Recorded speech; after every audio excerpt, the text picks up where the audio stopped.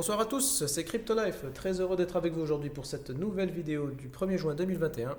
Alors avant de commencer, si vous n'êtes pas abonné, abonnez-vous à la chaîne et pensez à activer la cloche pour recevoir les notifications et on regarde tout de suite ensemble la map. Alors du côté de la market cap pour cette fin d'après-midi, alors on a une map plutôt mitigée avec un Bitcoin dans le rouge et quelques performances du côté des altcoins qui sont dans le vert. Mais on le voit, on a un BTC donc qui est à 36 420 dollars, qui perd 0,68%, qui se maintient malgré tout au-dessus des 35 000 dollars. Un Ether à 2580 dollars, donc qui perd 0,15%, qui se maintient aussi au-dessus de la zone des 2500 dollars. Les performances intéressantes, alors du côté des alts, on citera ADA Cardano à 1,74$ qui prend à peu près 6%. Mais bon, rien d'exceptionnel, hein, rien de transcendant sur le marché. On voit que le marché est entré dans une phase de consolidation depuis la récente chute que l'on a connue. On s'intéressera plutôt à la clôture mensuelle d'hier soir. Alors on va voir justement si suite à cela, est-ce qu'on a enfin quelques signaux qui pourraient nous indiquer une reprise de la tendance à la hausse ou une continuation de la tendance baissière ou pourquoi pas un range. C'est ce qu'on essaiera de voir tout à l'heure sur les graphiques. Mais en attendant, on passe du côté des news. Et on commence les news avec la Binance Smart Chain qui tente de trouver des solutions aux attaques récentes. Alors en effet, on l'a vu récemment, plusieurs protocoles basés sur la BSC se sont fait hacker, donc ont subi des attaques de type flash loan. Alors on a vu l'exemple avec Pancake Bunny, BurgerSwap, également Belt Finance récemment.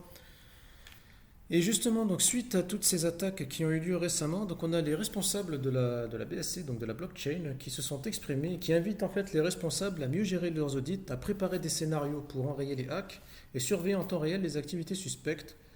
Et surtout, donc ils leur recommandent de faire usage des entreprises de sécurité.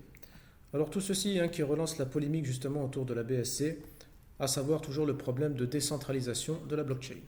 On continue les news avec Ethereum où l'on apprend que plus de 5 millions d'Ethers ont été envoyés au contrat de dépôt d'Ethereum 2.0, ce qui signifie qu'actuellement le contrat de dépôt d'Ethereum 2.0 accueille 5,21 millions d'Ethers en stacking, ce qui représente 13,5 milliards de dollars. Alors tout ceci nous montre bien la confiance dans le projet Ethereum et l'engouement que suscite Ethereum 2.0 qui, on l'espère, sera lancé à la fin de l'année.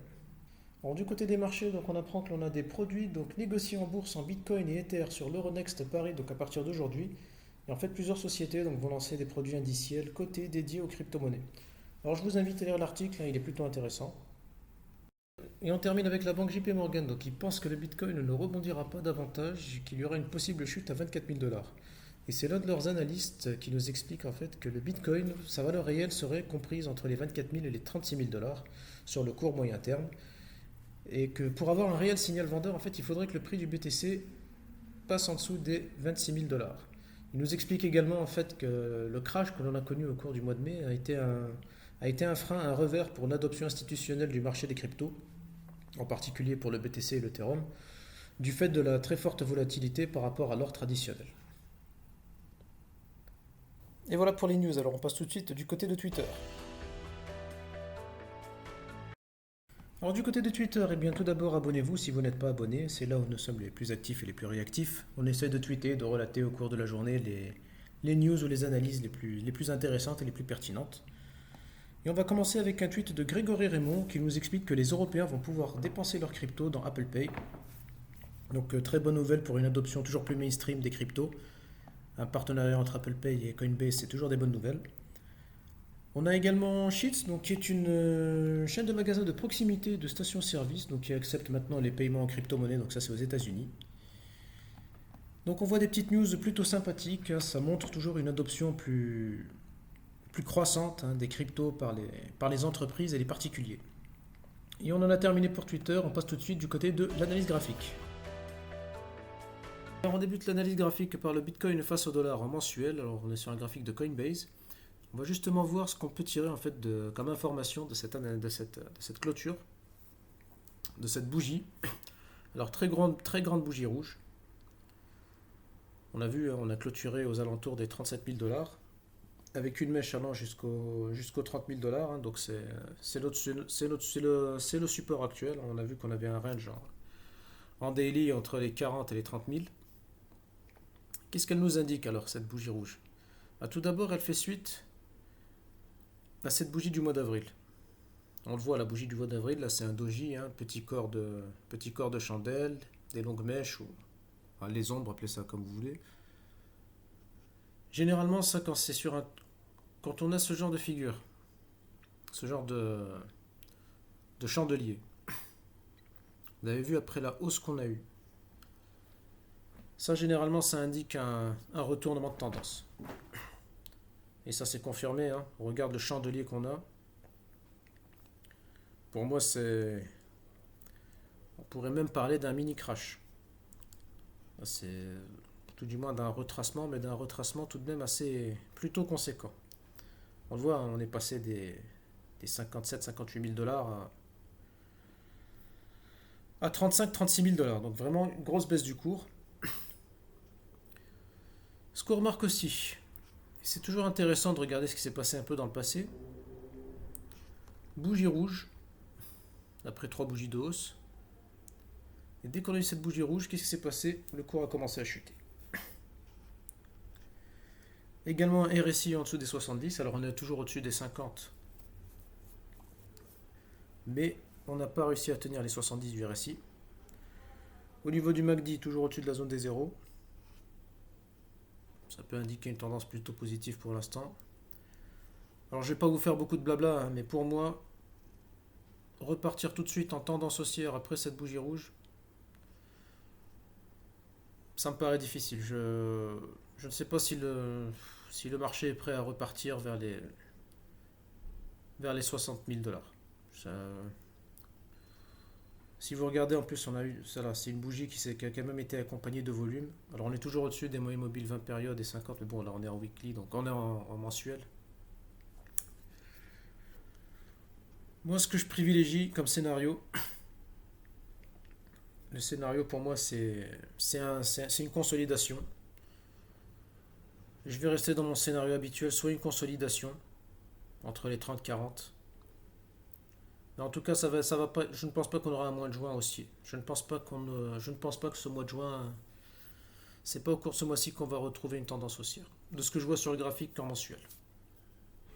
Je privilégie le range ou une continuation de la tendance baissière. Alors je passe directement, hein, sur le graphique du BTC face au dollar. Par contre, en daily, alors le graphique en daily, je le trouve beaucoup plus intéressant. Je le trouve beaucoup plus intéressant parce que je trouve que les signaux sont tout de même un peu plus clairs que le graphique en mensuel. Pourquoi?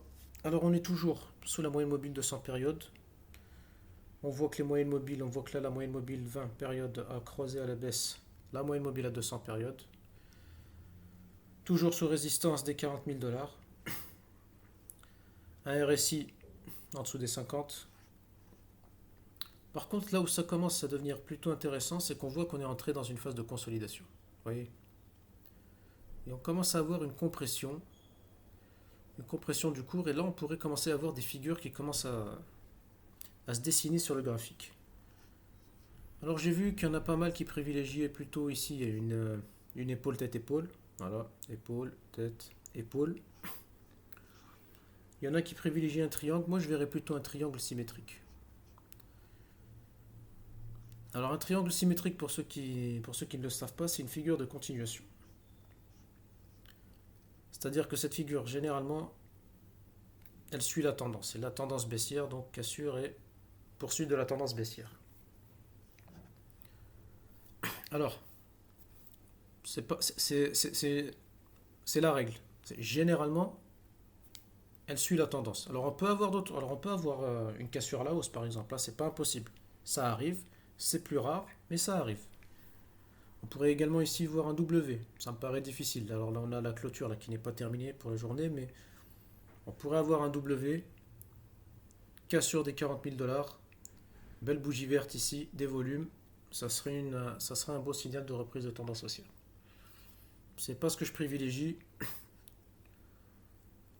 Peut-être retester encore les 37-38 si on est bien dans ce triangle symétrique. Cassure à la baisse. Et on retourne tester le support des 30-32 000 dollars. Et là, comme je vous l'ai dit, il faut que le support tienne. Mais on voit que le cours commence à se compresser dans... Pour l'instant, je privilégie le triangle symétrique. On pourrait avoir une toute autre figure qui se dessine. Hein, là, il faut attendre. On va attendre encore un petit peu de voir ce qui se dessine sur le graphique, mais Mon avis n'a pas changé, hein. Je privilégie toujours un range ou une poursuite de la tendance baissière. Je ne vois pas de reprise de la tendance haussière pour l'instant. Les bitcoins à 100 000 dollars, pour moi, c'est pas pour demain et c'est pas pour le mois de juin. À moins qu'il y ait une news extraordinaire qui arrive, mais pour l'instant, au mieux, un range, au pire, poursuite de la tendance baissière. On passe maintenant sur l'Ethereum. Alors, le graphique de l'Ethereum en mensuel également. Alors, on va voir les clôtures. Alors, la clôture également qu'on en attendait depuis hier. Et alors, la bougie, on a un doji. Alors, je ne sais pas si vous voyez comment c'est impressionnant le corps de la bougie, comme il est avec les mèches qu'on a eues. C'est impressionnant. Et alors, ça, moi, ce qui m'inquiète, ce qui m'embête, hein, c'est qu'on se retrouve un peu dans le scénario du mois d'avant, en fait, comme le Bitcoin. C'est cette bougie-là qui est vraiment, je vous l'ai dit, ça, ces bougies-là, c'est vraiment une bougie d'incertitude. Et sur un top de marché comme ça indique un renversement de tendance. Ça indique un renversement de tendance. C'est un... Alors, est-ce qu'on va repartir pour une tendance baissière? On a vu que l'Ethereum était quand même plus fort, était tout de même plus fort que le Bitcoin, et qui était prêt à le surperformer. Mais encore une fois, si le Bitcoin part à la baisse, l'Ethereum va suivre. Il y a une forte corrélation entre les deux en ce moment. Et généralement d'ailleurs, si le Bitcoin chute, comme je vous le dis souvent, l'Ethereum va chuter avec lui. C'est indéniable. Et de ce que je vois là, elle me plaît pas trop cette bougie. Alors, contrairement au Bitcoin, c'est pour ça que je vous ai dit quand même, l'Ethereum, même s'il y a ce doji, au niveau du RSI, on le voit, hein, on est toujours au-dessus des 70. Donc ça, c'est un bon signal. MACD, on est au-dessus de la ligne des zéros. Alors, est-ce qu'on ne serait pas parti également pour ranger pendant ce mois de juin? Peut-être une baisse, mais un retracement. Je n'appellerai pas ça un retournement de tendance ici ou une tendance baissière, mais peut-être un retracement un peu plus conséquent. Peut-être encore une bougie rouge. Pourquoi pas le chiffre psychologique des 2000 dollars ou un range au mois de juin, mais en tout cas, j'ai du mal sur le graphique mensuel à voir un mois de juin haussier. Voilà. Ça me paraît, c'est pas mon scénario. C'est pas mon scénario. Pour moi, il y a de la consolidation, voire même un retracement un peu plus conséquent. C'est ce que je privilégie. C'est ce que je vois sur le graphique mensuel en tout cas. Et donc on passe sur le graphique de l'Ethereum face au dollar, mais cette fois-ci en daily. Et comme je vous l'ai dit, les graphiques en daily, je les trouve quand même plus intéressants parce que voilà, on va prendre le cas de l'Ethereum par exemple. On est toujours au-dessus de cette oblique qui a été plutôt pertinente avec une touchette, deux touchettes, trois touchettes, quatre touchettes. On mèche. On clôture au-dessus. Donc ici, pour moi c'est plus intéressant. Cette oblique est pertinente. D'accord?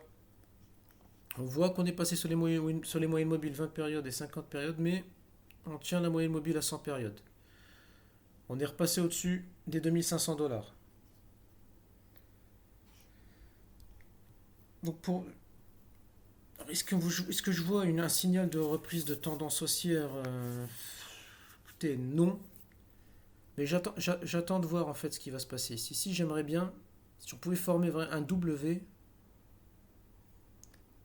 retourner aux 3000 dollars, alors casser les 3000 dollars, ce serait l'idéal. Casser les 3000 dollars, là, ce serait vraiment la reprise d'une tendance haussière. Enfin, la reprise, là. Oui, la reprise d'une tendance haussière pour l'Ethereum. Ça serait vraiment le signal à avoir. Cassure des 3000 dollars avec une belle figure. Alors, pas forcément un W, hein, et c'est là que c'est plus intéressant, c'est qu'on a un peu les mêmes figures partout sur les alts.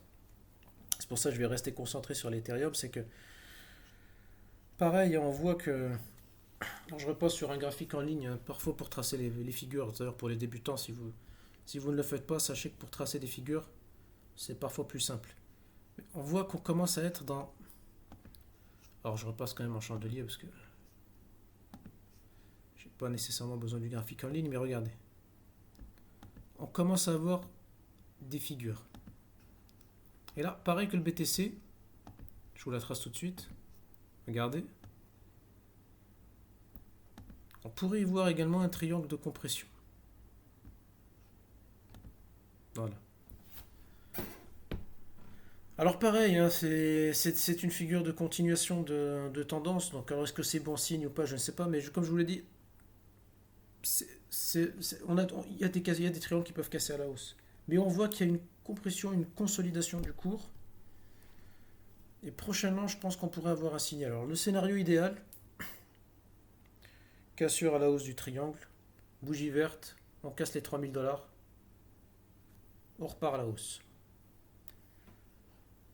Personnellement, sur l'Ethereum, ce qui, ce qui, ce qui me dérange, moi, c'est que voilà, j'aurais aimé également une confirmation du RSI.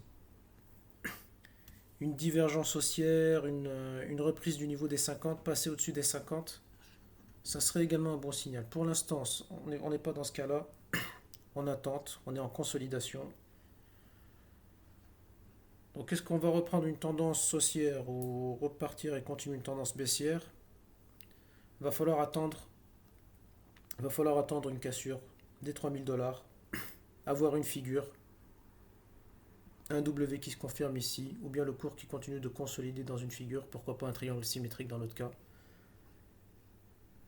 Pour l'instant, je vois de la consolidation à court terme. Voilà. Mon scénario sur l'Ethereum, pour l'instant, c'est de la consolidation sur le court terme. Tant qu'on n'a pas de signal, consolidation entre cette zone des 3000 et des 2000 $ à peu près. Voilà, c'est mon scénario pour l'Ethereum. Et c'est à peu près le même scénario sur tous les alts, hein. On a à peu près la même figure comme ça. On a le cours qui commence à consolider. Donc, pour conclure cette vidéo, suite à la clôture mensuelle qu'on a eue hier soir, ce que l'on peut privilégier sur le court moyen terme, c'est une consolidation et peut-être une continuation de la tendance baissière. Alors, est-ce qu'on peut parler d'une reprise de la tendance haussière? À mon avis, non. Il n'y a pas de signaux sur les graphiques pour l'instant, que ce soit en mensuel ou que ce soit même en daily. Donc, je privilégie pour ma part un cours qui consolide sur le BTC entre les 30-40 et peut-être, je dis bien peut-être, une continuation de la tendance baissière si on casse, si on casse le support des 30 000 $. Si on casse le support, que ce soit l'Ethereum ou les altcoins dans l'ensemble, ils chuteront également. Je vous l'ai expliqué, lorsque Bitcoin chute, tout le monde chute. Et voilà les amis, c'est la fin de la vidéo. J'espère qu'elle vous aura plu. Si c'est le cas, laissez-nous un pouce bleu, un commentaire, ça encourage la chaîne et ça nous fait toujours plaisir. Et je vous dis à demain pour une nouvelle vidéo. A bientôt!